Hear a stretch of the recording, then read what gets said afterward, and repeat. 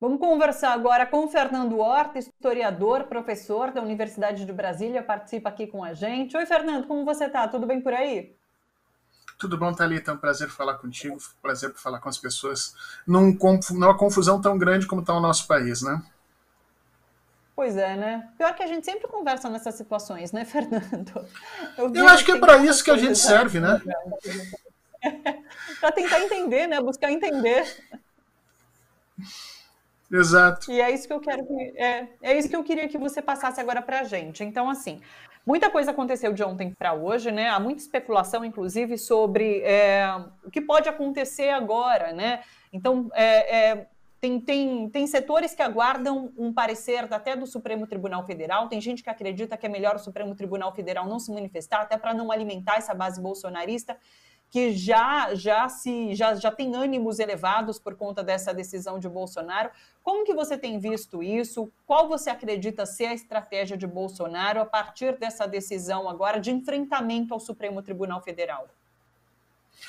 Bom, Thalita, essa estratégia não é nova, né? A gente tem que entender que desde o primeiro momento em que Jair Bolsonaro botou o pé no Palácio do Planalto, ele vem falando no tal do cabo e no soldado para fechar o STF. E isso é evidente desde o primeiro momento em que ele se tornou presidente. Então, essa situação não é nova. O que ocorreu é que, durante algum tempo, as instituições brasileiras, especialmente o STF, mas também a Câmara, a PGR, o próprio Senado, acreditaram que poderiam acomodar essa disputa por poder, essa disputa fratricida que Jair Bolsonaro dá causa quando ele arremete contra os poderes da República. E ao tentar acomodar, eles foram se desviando efetivamente dos espaços institucionais que eles deveriam compor.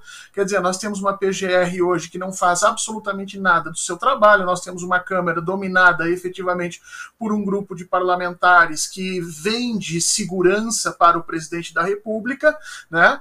E o STF, no final do ano passado, ele começou, na metade do ano passado, a bem da verdade, ele começou a se dar conta de que esse desvio institucional que eles estavam tentando fazer para acomodar uma figura disruptiva como Jair Bolsonaro se tornaria, de alguma maneira, cada vez mais complicada, cada vez mais complexa.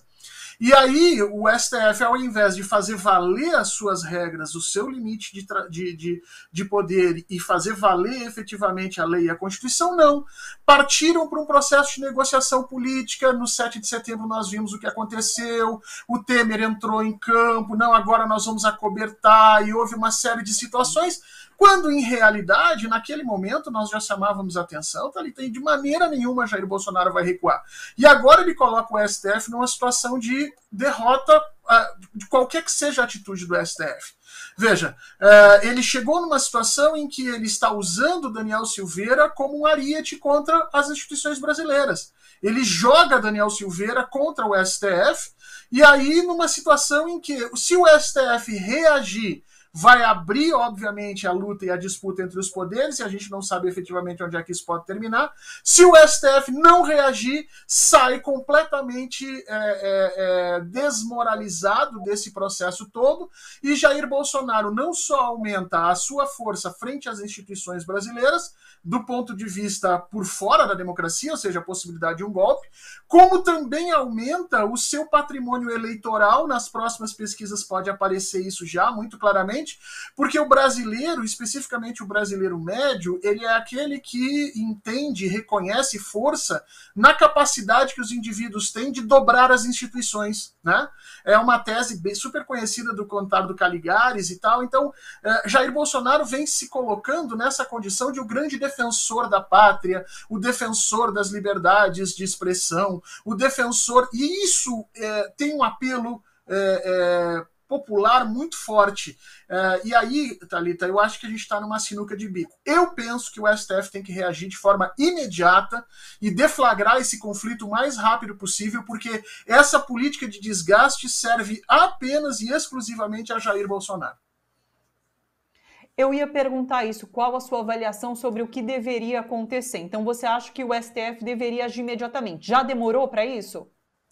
eu não sei se demorou, porque há todo um trâmite legal, né? A condenação inclusive me parece que do ponto de vista formal, Jair Bolsonaro se assodou essa situação, porque primeiro precisava haver a publicação do acórdão, a partir daí, então, depois de transitado em julgado, se poderia fazer esse perdão. Jair Bolsonaro saiu atabalhoadamente. Eu tenho a impressão que o STF precisa arrumar essa parte formal, mas agir de imediato, declarar esse perdão completamente inconstitucional e imediatamente voltar a trazer para ele, STF, os limites da Constituição, parar de fazer politicagem.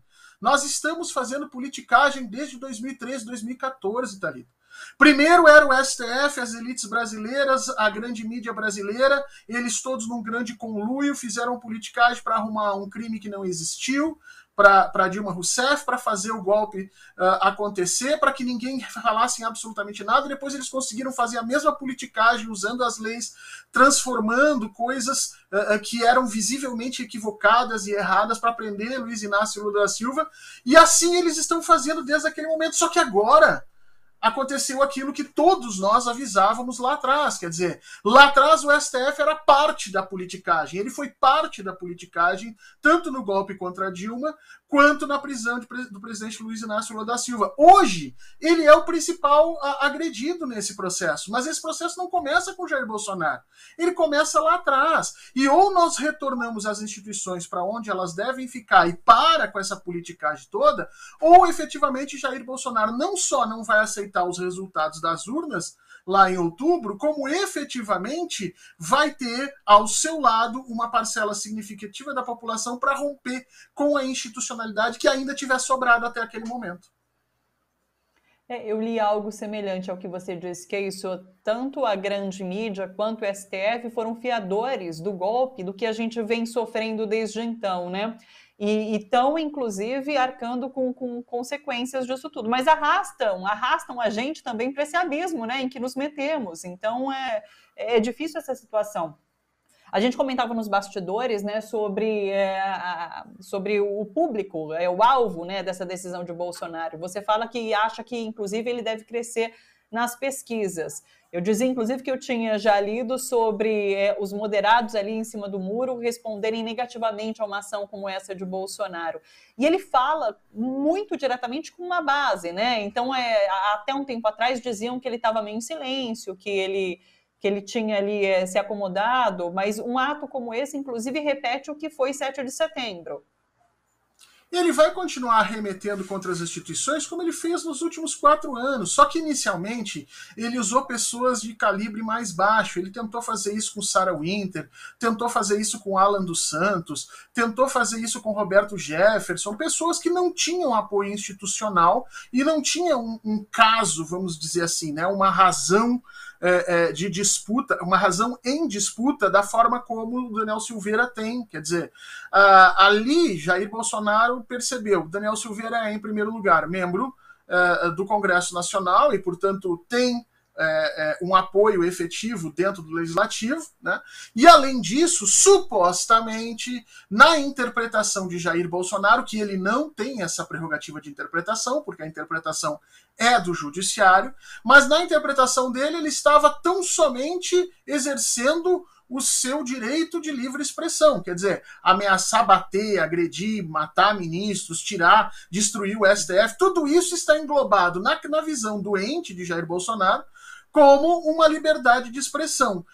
E aí, essa grande discussão sobre o limite da liberdade de expressão, ela é uma situação bastante complexa, mesmo para dentro dos tribunais, mesmo para pessoas que sabem efetivamente do que estão falando. Imagina você popularizar essa discussão, radicalizar essa percepção dentro da sociedade e usar isso para se colocar contra o STF, que é o que está acontecendo. A questão agora, Thalita, é saber o seguinte: quando nós precisamos do STF para que ele bloqueasse os golpes, para que a gente tivesse uma institucionalidade minimamente conservada, esse STF não veio ao nosso auxílio, muito pelo contrário, ameaçado por generais, fizeram todas as estripulias legais possíveis para não só chancelar o golpe contra Dilma, como acabar prendendo Luiz Inácio Lula da Silva.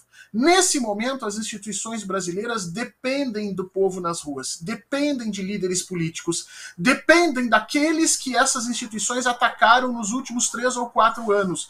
Precisa da manifestação de Luiz Inácio Lula da Silva, precisa efetivamente de Renan Calheiros indo ao Congresso e falando, precisa mesmo de João Dória nesse momento, que esses líderes venham à frente, Fernando Henrique Cardoso. A questão é saber, uma vez o STF virou as costas para todo esse grupo, criminalizou a política, lavou suas mãos e fez questão de fingir que não era com ele. Agora a situação é em cima do STF. O STF vai precisar de ajuda. A questão é perguntar quem desses políticos que sofreu tanto na mão do STF, né, naquele momento, está disposto agora a ir às ruas a aumentar o perigo contra si para tentar defender uma instituição que nós não sabemos efetivamente como é que vai se comportar ali adiante. É uma situação muito complexa, um cálculo político muito, muito difícil de se fazer, e eu acho que só os grandes círculos políticos do Brasil hoje têm condições de chegar a um consenso de como vai ser essa ação a partir de agora.